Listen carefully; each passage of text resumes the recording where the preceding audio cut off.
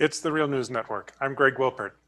Seattle City Council caved into Amazon and other major corporations on Tuesday when the council voted to repeal a $275 per employee tax on corporations with at least $20 million in annual revenue. The tax was intended to collect at least $40 million to help address Seattle's growing homelessness problem. The City Council's reversal came as a shock to activists because the tax had been passed unanimously only a month earlier. But City Council members changed their minds when Amazon and other corporations launched a ballot measure to repeal the tax. Here's what City Council member Kshama Sawant, who was one of the few to vote against the repeal, had to say, urging other council members to keep the tax. This tax that we are talking about, the Amazon tax, is from an economist standpoint, and I'm speaking as an economist, is completely progressive. It is a progressive tax. It is a progressive tax, and if we are tired of regressive taxation in this state, then any progressive tax is the perfect solution. So let us not, as a movement, seed that ground. Don't go door knocking and say, this is not a perfect solution, but will you be with me? No, say, this is the perfect solution because it is a progressive tax in a state with regressive taxes. Are you with me so that we can make the lives of working people like yourselves better? Joining me now is Kshama Sawant. Kshama is the first socialist to be elected to Seattle City Council in over a century. She is an economics professor at Seattle Central Community College and a member of the American Federation of Teachers Local 1789. Thanks for being here today, Kshama. Thank you for having me. So tell us what happened here. Why did your fellow city council members vote in a 7-2 vote to repeal the tax? Is it that they were really afraid of putting the issue to a referendum?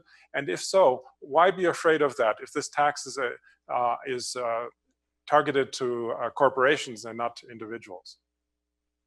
So just to make sure your viewers know what's happening in Seattle, just like in every other city, metropolitan area in the United States, Seattle has been reeling for more than a decade with an affordable housing crisis and a homelessness crisis. The Democratic Party establishment, which populates the city council and the mayor's office and has overseen this crisis for decades in Seattle, has failed to do anything as a solution. And so our movement for housing justice put this forward. We really fought for it for months to tax big businesses like Amazon, Starbucks, and Facebook so that we can begin to build social housing, which is publicly owned, permanently affordable housing. And as you said, less than a month ago, the entire city council, which is primarily composed of corporate Democrats and other somewhat well-meaning Democrats, but I'm the only socialist on the council, they voted unanimously because they felt the pressure from the movement. But now, less than a month later, they have completely caved in to Amazon and other big businesses. The reason being that the political strategy of the Democratic Party is that you'll do what you can if you can get the agreement of big business, the billionaire class, and corporate politicians. But if they don't agree with you, then you're left without a strategy. So in other words, it's a politically bankrupt strategy that our movement needs to break away from. We need to see why this happened, why this debacle happened. It happened because these politicians are unwilling to base themselves in the strength of the movement. That is why our movement needs our own independent candidates and our own parties that will have the courage to stand up to big businesses like Amazon and billionaires like Jeff Bezos. I want to get back to that point, but before, let's dig a little bit more into the context that you also started talking about. The tax was earmarked to address Seattle's homelessness problem by constructing affordable public housing. Give us a little background as to why homelessness has become such a big problem in Seattle, a city that regularly wins the top 10 spots of the most livable cities in the United States. That's a very important point, Greg. I mean, Seattle really is an absolutely beautiful city, and it could be an affordable and livable city, but it isn't right now. And as a matter of fact, even though the crisis is more acute in cities like Seattle, this is a crisis that's being experienced by working people in every city in the United States, and even across the world, you see this issue coming up. Really, it poses the fundamental question, who has the right to occupy our urban spaces? Is it only the billionaires and the millionaires and the super wealthy? Or is it the backbone of our cities that makes the city run? So right now, not only are we seeing a statistical correlation. Homelessness is very much related to skyrocketing rents, which has been a phenomenon in Seattle. Rents have skyrocketed and exploded beyond any imagination, and that has directly impacted the increases in homelessness. And so the only solution to this is to build affordable housing, but under capitalism, the housing market does not cater to our needs. It caters to maximizing profits for big developers, Wall Street speculators, and landlords, which is why we need social housing, which is publicly owned, permanently affordable housing, which is exactly what this tax was going to do, which is raise money by taxing big businesses which have paid nothing close to their fair share, and using those revenues building social housing, city owned housing that can be affordable to the tens of thousands of working families that are getting pushed out either out of the city or into homelessness. So in a Fox News discussion of the tax repeal, the panel on Fox News had the following to say about the tax and the homelessness problem. I love this quote from the Amazon vice president and spokesman, Drew Herdner, who said the city does not have a revenue problem. It has a spending efficiency problem. Now, that pretty much says it all, doesn't it, Steve? I think that's right, and I think that, frankly, nobody comes out of this well. What a ridiculous way of trying to solve the problem of homelessness with this stupid tax. The reason that you've got this homeless problem is because of their stupid policies that make housing so expensive, the regulations that make it so expensive to build a house, the environmental regulations, the zoning regulations. It's their own policies that contribute to homelessness, and so the idea of slapping a tax on Amazon going to solve the problem is ridiculous. What's your reaction to this argument that Seattle's regulations are causing a housing problem and homelessness problem, and that the spending in general just spends too much as it is?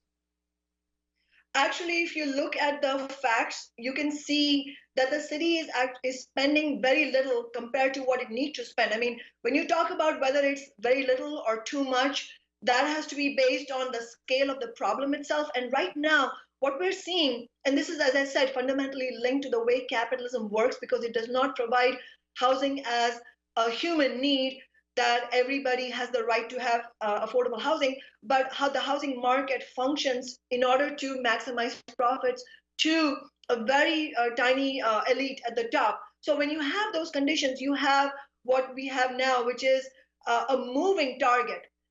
If the city spends a few resources to bring a few people out of homelessness, new people are being made homeless. And contrary to these deeply right-wing anti-homeless and anti-poor ideas, homeless people, for the most part, are not people who simply didn't get their lives together and are personally responsible. No, homelessness is a social crisis, which is directly a result of skyrocketing rents. A recent nationwide study from the Journal of Urban Studies showed that for every $100 median increase in rent, you have a double-digit increase in homelessness. So as a matter of fact, these commentators on Fox News are not only ideologically on the wrong side of history, but they also don't know their ABCs of economics. The reality is that the homelessness crisis is a direct result of skyrocketing rents in many different cities across North America, but we are also seeing that crisis across the Atlantic in Western Europe as well. And as far as taxing Amazon and that being a problem, let's face it, Amazon is making so much profit that this tax would have been mere pocket change for Jeff Bezos and his billionaire cronies. And as far as Drew Herdner from Amazon saying that Seattle has a spending efficiency problem, well, capitalism has a wealth concentration problem. And when you have Jeff Bezos saying, I have so much money, I don't know what to do with it, I think I'm going to dabble in space travel, and 2 days later threatening Seattle with taking away thousands of construction jobs if we pass a modest pocket change tax on him, that is a fundamental problem of capitalism. And I think the statements of Drew Herdner and these arrogant statements that we heard from Fox News should be a reminder to us that there is no way that we are going to make any change for the better, to make our cities affordable and to make the society work for the vast majority of humanity by expecting that the billionaires and their political operatives and commentators will somehow get on our side on some day. No, Jeff Bezos and the billionaires and Amazon and Starbucks and Facebook executives, they're never going to be on our side. And the politicians who kowtow to them are never going to be on our side. We're going to have to build social movements to the fierce opposition of big business and come to terms with the fact that we are on opposite sides because our goals are antagonistic to one another. We want a humane society. They want capitalism. So what are we going to do? We're going to have to build movements that take on the opposition of big business, that are courageous enough to stand up to the ferocious opposition of big business. And yes, it's a David versus Goliath struggle, but the only way we can really win is to build and prevail beyond that business opposition. And that's exactly how we won $15 an hour. 4 years ago, we won the historic $15 an hour minimum wage. At that time, these business executives were not on our side. The billionaires were not on our side. We won only because we had the courage to stand up against them. And the city council, what city council has shown, the majority of the city council has shown, which is that the Democratic Party and its politicians do not have that courage. They will never stand up to big business. Amazon and Jeff Bezos just have to snap their fingers, and the highest legislative body of the city came down on its knees and said, okay, we are not going to fight against Amazon, but we can't stop that. We have to build our movement. So what now? I want to address exactly, well, what if the movement were to push for something different? In the clip that we had earlier of you speaking just before the vote took place, you said that Seattle has one of the most regressive local tax systems in the US.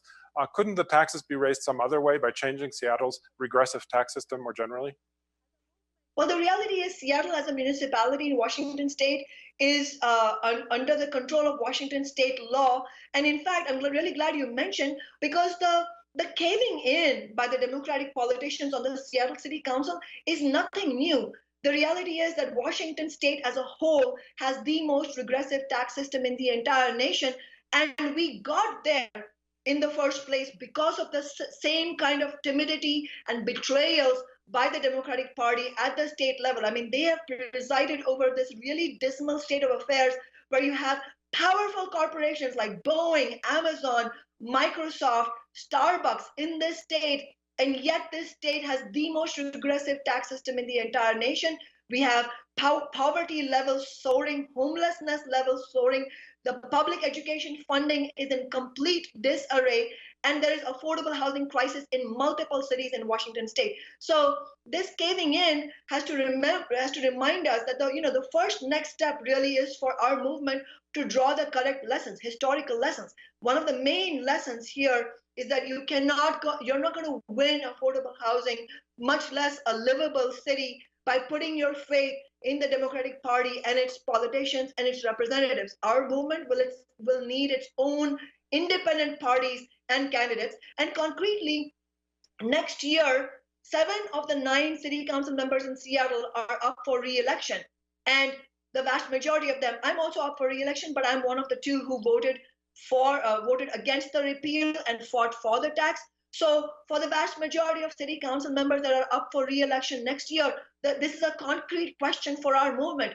Are we going to build a left alliance, a real fighting alliance that will run candidates on a program of demands and run candidates who have the courage to fight against big business? And will we build a movement strong enough to hold our representatives accountable and really teach a lesson to the Democratic Party, and also, most importantly, teach a lesson to our movement that the way forward cannot be and will never be through the Democratic Party. The way forward, if we want social and economic justice, if we want affordable and livable cities, we are going to have to fight for it independent of the Democratic Party, not by putting our faith in them. Okay, I'm afraid we're going to have to leave it there for now. I was speaking to Seattle City Councilwoman Kshama Sawant. Thanks again, Kshama, for having joined us today. Thank you for having me. And thank you for joining the Real News Network. Also, keep in mind, we recently started a summer fundraiser and need your help to reach our goal of raising $200,000. Every dollar that you donate will be matched. Unlike practically all other news outlets, we do not accept money from governments or corporations. Please do what you can today.